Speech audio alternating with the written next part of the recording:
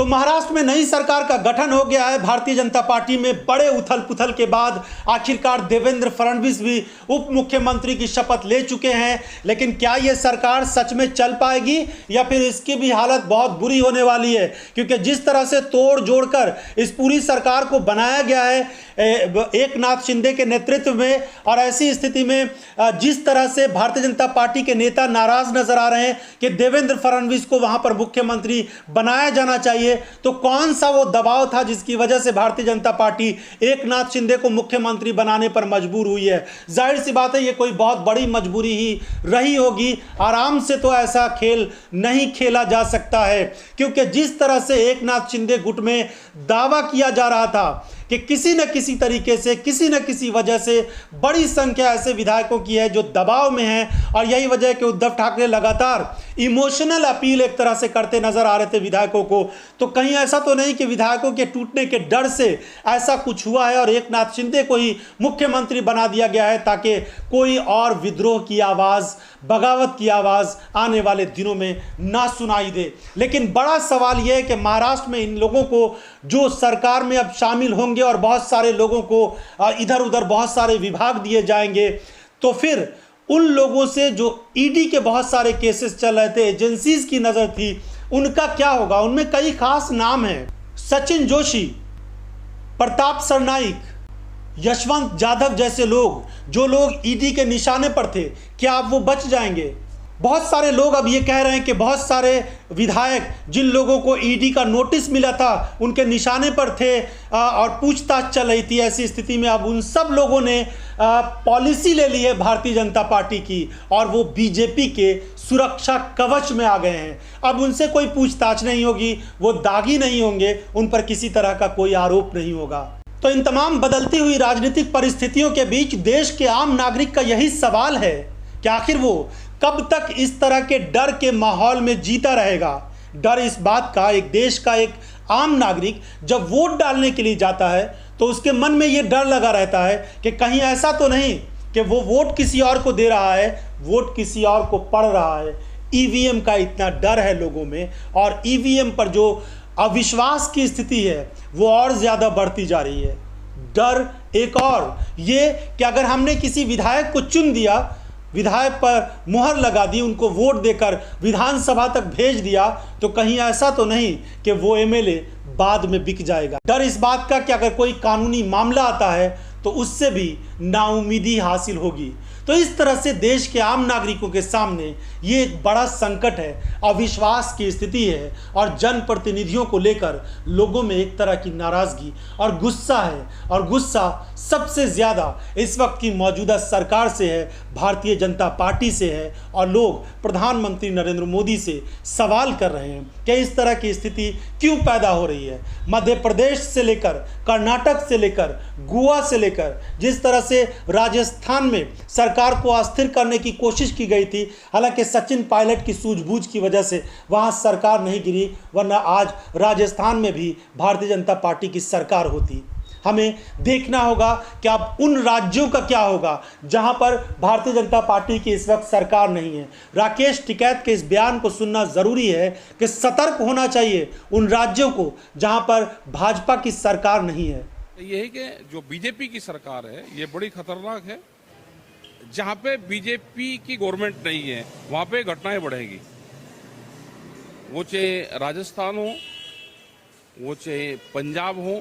आप देख लो, उठा गए हिस्ट्री, जो सेंटर में बैठे लोग हैं वो सब चीजें करवाते हैं। ये घटनाएं बढ़ेगी। जब तक उनका राज कामयाब नहीं होगा, कायम नहीं होंगे, तो ये करवाएंगे। जैसे महाराष्ट्र को उन्होंने तोड़ा। भारतीय जनता पार्टी से लोगों को अब डर लगने लगा है, इसीलिए अब कई सारे लोग ये बात कह रहे हैं कि वेस्ट बंगाल की सरकार हो, ममता बनर्जी हो मुख्यमंत्री पश्चिम बंगाल की, या फिर राजस्थान की सरकार हो, या फिर झारखंड की सरकार हो, या फिर तेलंगाना की सरकार हो, इन तमाम सरकारों को बहुत सतर्क रहने की ज़रूरत है। अपने विधायकों पर बहुत गहरी नज़र रखने की ज़रूरत है, क्योंकि अगर वो बागी हो गए तो बाकी कोई चीज़ काम नहीं करेगी। ना तो उनको कानून का सहारा लेने में कोई रिलीफ मिल पाएगा, ना ही तो चुनाव आयोग की तरफ से उनको कोई रिलीफ मिल पाएगा, और ना ही विधायकों को नैतिकता का चाहे कितना भी पाठ पढ़ाया जाए उसका भी कोई फ़ायदा नहीं होगा, क्योंकि वो चारों तरफ से ऐसा घिर चुके होंगे कि उनको निकलने का कोई रास्ता नहीं मिलेगा। जो इस वक्त भाजपा के साथ जो बागी विधायक महाराष्ट्र में जुड़े हैं उनके साथ जो कुछ भी हो रहा है। प्रधानमंत्री नरेंद्र मोदी चाहे जितने बड़े दावे करके इस देश की सत्ता पर कब्जा करने में कामयाब हुए हैं, लेकिन सच तो यह है कि इस वक्त हालात बिल्कुल खराब बने हुए हैं। लेकिन इन तमाम विपरीत परिस्थितियों के बीच भी असल मुद्दों से लोगों का ध्यान भटकाया जा रहा है और सरकार उस ओर ध्यान नहीं दे रही है जिससे लोगों की ज़िंदगी जुड़ी हुई है। राहुल गांधी के इस ट्वीट का आज के समय में कोई मतलब नहीं है कि देश में बेरोजगारी बढ़ रही है, महंगाई बढ़ रही है। राहुल गांधी ट्वीट करते हैं कि घटती आमदनी और रोजगार, ऊपर से महंगाई का बढ़ रहा प्रहार, प्रधानमंत्री जी का गब्बर सिंह टैक्स अब गृहस्थी सर्वनाश टैक्स का विकराल रूप ले चुकी है। उन्होंने एक अटैच भी किया है खबर, पनीर से लेकर पढ़ाई और होटल में रुकना होगा महंगा, देना होगा इतना टैक्स। लेकिन सवाल यह है कि ना तो देश की आम जनता को इस चीज़ का समर्थन करना है और ना ही राजनीतिक दलों को। जाहिर सी बात है, देश का एक ऐसा वर्ग है इस समय जिसके सामने ये एक बहुत बड़ी समस्या है, लेकिन इन समस्याओं से ध्यान भटकाकर बहुत सारे और मुद्दों पर लगाया जा रहा है। मोहम्मद जुबैर जैसे लोगों की आवाज़ को दबाने की कोशिश की जाती है, जहां पर संयुक्त राष्ट्र की तरफ से भी ये बात कहा जाता है। सोचने वाली बात यह है कि भारत में किस तरह की परिस्थितियां बन रही है कि यूनाइटेड नेशन की तरफ से ये कहा जाता है कि कुछ लोग जो बोलते हैं, लिखते हैं, ट्वीट करते हैं, उनको जेलों में नहीं डाला जा सकता। ऑल्ट न्यूज़ के को फाउंडर मोहम्मद जुबैर की गिरफ्तारी पर यूएन की प्रतिक्रिया, ट्वीट के लिए जेल भेजने को बताया गया गलत। एक और अखबार की खबर देखिए, ऑल्ट न्यूज़ के सह संस्थापक मोहम्मद जुबैर की गिरफ्तारी पर आया संयुक्त राष्ट्र का बयान, प्रवक्ता बोले लिखने के लिए नहीं हो जेल।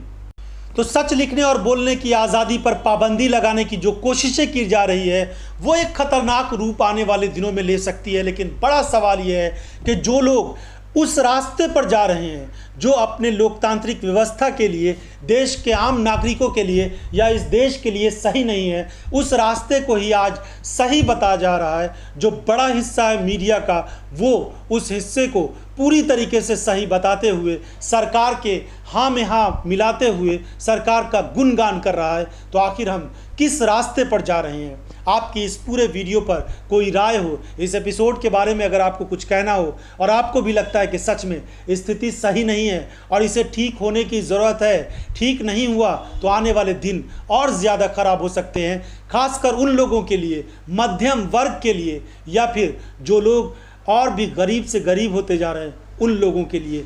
बड़े लोगों का कभी कोई बड़ा नुकसान नहीं होता है, उनके पास तो बहुत सारे संसाधन हैं, बहुत सारे रास्ते हैं। श्रीलंका में भी जब स्थिति खराब हुई है तो बड़े लोगों का नुकसान नहीं हुआ है, उन्होंने अपनी व्यवस्थाएं कर ली है। मरा है तो गरीब और मध्यम वर्ग का लोग। इसीलिए हम सब लोगों को इस स्थिति से बचने के लिए इस तरह के हालात पर आवाज़ उठाना ज़रूरी है। आपको ये एपिसोड कैसा लगा हमें ज़रूर बताइएगा। बहुत बहुत धन्यवाद।